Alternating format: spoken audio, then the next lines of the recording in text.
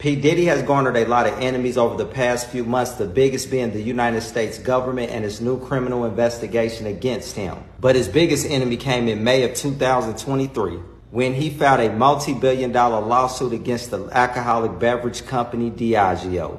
Why would Puff file a multi-billion-dollar lawsuit against them?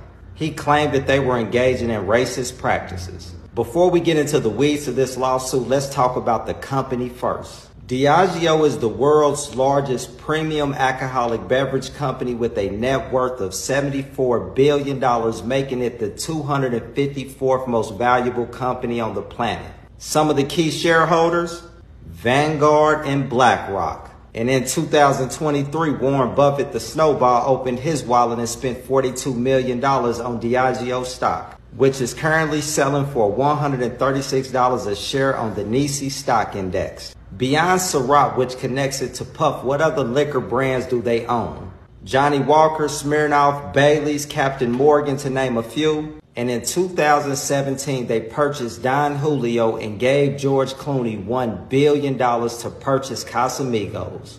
Those last two is where Puff has an issue. In 2007, Diageo was losing $40 million a year on a brand they had called Ciroc. So they contact Puff because they seen that he had a major influence in the lifestyle world. So Puffy signs on to promote Ciroc. Now the deal was he would just get a sponsorship fee for promoting the brand. He didn't have any ownership in it. Sort of like the influencer deals that you would see here, where a company will contact the influencer and pay them a flat fee to promote a product. Same thing, way more money. Puffy sets out on this unprecedented advertising campaign, turns it completely around and makes Ciroc a household name and one of the most popular vodkas in the world, but he has no ownership in it. This leads to the flavored Ciroc variants: peach, apple, coconut. They don't give him any ownership in the unflavored Ciroc, but what they do tell him is you can get X amount of dollars off each case of flavored Ciroc that ships. That's when you see Diddy starting to heavily promote flavored Ciroc bottles and why he was doing that.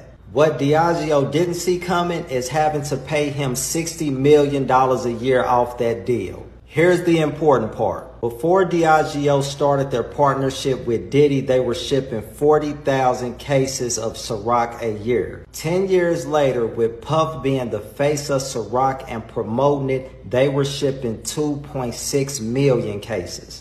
Keep in mind, Puffy is a boss, not an influencer. During this time, Puff started to see that tequila was becoming the popular drink that people wanted. So Puff buys the tequila brand De Leon. And Diageo, the company that he has made billions, is the distributor of it. Unbeknownst to Puff, they had also went and bought Don Julio and Casamigos from George Clooney. Neither company had made them a dime in the past 10 years. And then what Diageo did really pissed off Puff. First, we got to talk about supply and demand. If a company controls your supply and demand, they can determine your financial future. If they only make a small supply of your product and ship it to a small number of locations where people can buy it, you're only going to have a few buyers. Diddy owned 50% of De Leon and Diageo owned the other 50%, and Diageo was responsible for supply and distribution. Unlike Ciroc, where Diddy didn't have any ownership, he owned 50% of De Leon. What does that mean? Out of the billions of dollars that Puffy had made selling Ciroc, they only had to give him a few $100 million. They made over 70 billion. But because Puff owned half of De Leon, they were going to have to split those billions with him.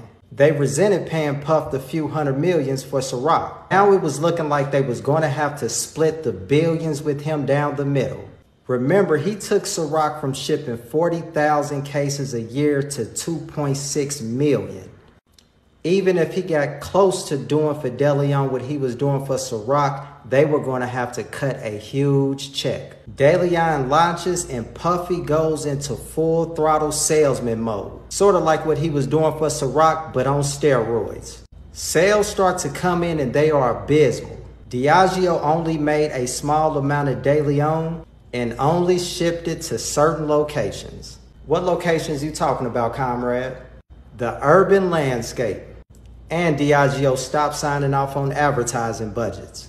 So Diddy decides to investigate with his own people the infrastructure that Diageo had created to play their role in the contract of making DeLeon a success. This brings us to the agave plant. Agave plants are the primary ingredients in making tequila, and they are grown in Mexico. So Diddy decides to send his people to Mexico to see how many agave plants Diageo had planted for DeLeon. I had to send my people down to Mexico, and this is just to tell you what the fight is about. They went down to Mexico, and when they got down there, they found out that there was 0 agave planted for DeLeon. So there was no plan for us to be successful. There was no equal treatment. The other brands, they had agave planted. And most of the agave that was planted for Casamigos, whom Diageo had just gave George Clooney $1 billion. Puff is pissed, and he files his lawsuit citing discrimination and breach of contract. This is where it gets really interesting, but I want to recap the company that Diddy is going up against. Diageo is the 254th most valuable company on the planet, worth $74 billion. Its two main investors are BlackRock and Vanguard, two of the most powerful, richest companies on the planet. BlackRock and Vanguard together basically own the planet Earth. Pay close attention to this timeline. May of 2023, Puffy files his lawsuit. In June of 2003, Diageo gives a public response. They say that Diddy is trying to extract billions of dollars from the company, and his inflammatory rhetoric about racism is going to cast a bad shadow on the company. Then they filed a motion citing a part of Puff contract that said that this issue should be handled in private arbitration. Basically, they were saying if it wasn't for the claims of racism, this was just a standard business disagreement. In September, the judge presiding over that case denied that motion and set it for trial and made the trial open to the public. Remember, this is September. 1 month later, Cassie files her lawsuit. And the snowball that is currently the trials of Diddy started. Cassie files her lawsuit November 2003. January 2004, Puffy's lawsuit with Diageo gets resolved and they release a joint statement. Sean Combs and Diageo no longer have any business dealings. And guess what Diageo also got in this settlement? Full ownership of DeLeon. And all y'all seem to care about is freak offs and baby oil.